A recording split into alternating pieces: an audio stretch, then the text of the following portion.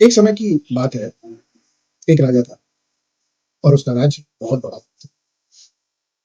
प्रजा भी बहुत ज्यादा थी। राज्य में जितनी भूमि थी, जो जिससे उनका गुजर बसर हो सके, जिनसे उस प्रजा की रोजी रोटी चल सके, उससे कहीं ज्यादा प्रजा हो गई।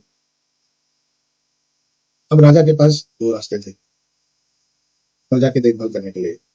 या तो वो प्रजा के लिए काम पैदा करे, या फिर सिर्फ इतना उनको दे दे जितना जीने के लिए जरूरी। राजा ने दे दिया, भूख कम हो गई, और भूख कम हो गया तो सवाल भी कम हो गया। अब प्रजा लेकिन नागरिक नहीं रही उस राज्य की, सिर्फ गिनती बन गई। आज देश में 80 करोड़ लोग सिर्फ गिनती बनकर रह गए। देश के लिए तो बोझ नहीं, लेकिन पॉलिटिक्स और पॉलिटिकल पार्टी के लिए एक एसेट हो गया। दुनिया में भी लोग इसे बाजार ही मानते हैं। ये एक सच है, और सच अक्सर अनकंफर्टेबल होता है। अब सवाल ये नहीं है कि लोग ज्यादा है या कम, सवाल ये है सिस्टम उनके साथ क्या कर रहा है। इंडिया की पॉपुलेशन लगभग आज 146 करोड़ 146 करोड़ है, और इंडिया के पास लगभग 5.6 हेक्टेयर कल्टीवेबल लैंड है। तो मॉडर्न प्रोडक्टिविटी, इंसानों के प्रोडक्टिविटी के हिसाब से एक इंसान को एवरेज 0.2 हेक्टेयर इक्विवेलेंट रिसोर्स चाहिए, डायरेक्ट या इनडायरेक्ट। 0.2 हेक्टेयर कैसे आया, इसका फॉर्मूला मैंने डिस्क्रिप्शन में मैं दे दूंगा।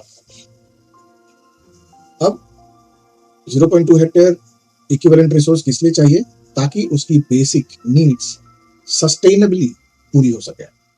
जब हम एक सिंपल कैलकुलेशन करते हैं और 15.6 करोड़ को 0.2 से डिवाइड करते हैं, 15.6 करोड़ जो है आपका हेक्टेयर कल्टीवेबल लैंड है, और एक इंसान का बेसिक नीड सस्टेनेबली पूरा करने के लिए उसे चाहिए 0.2 हेक्टेयर। जब 15.6 को 0.2 हेक्टेयर से डिवाइड करते हैं तो जो रिजल्ट आता है वो लगभग 50 से 70 करोड़ लोग के आसपास है।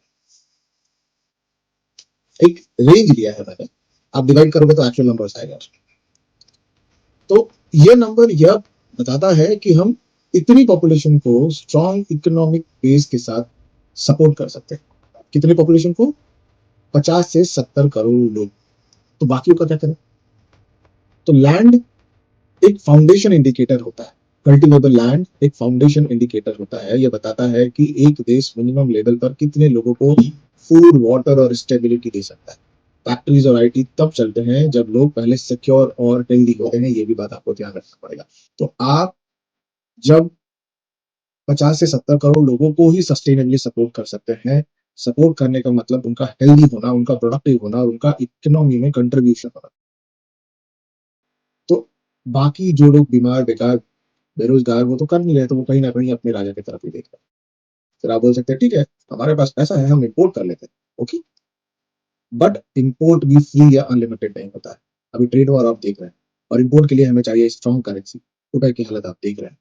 स्ट्रॉन्ग एक्सपोर्ट, आपको फिजिकल डेफिसिट भी पता है, बजट आने वाले मिल जाएगा।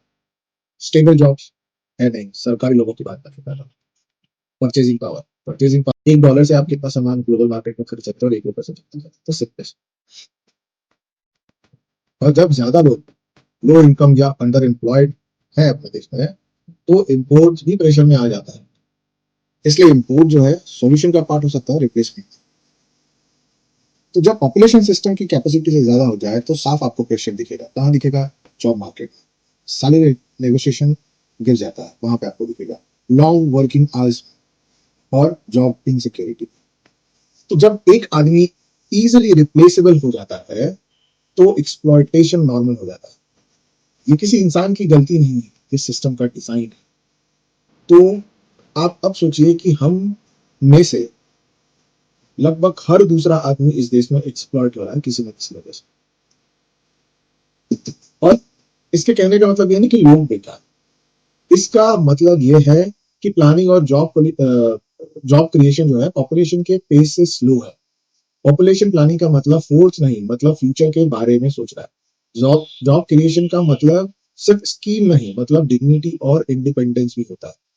देश वोट बैंक से नहीं, कैपेबल सिटीजन से बनता है। और कैपेबिलिटी तब आती है जब सर्वाइवल नहीं, अपॉर्चुनिटी सेक्टर में। चैनल को सब्सक्राइब जरूर कीजिएगा। वीडियो को पूरा देखने के लिए धन्यवाद।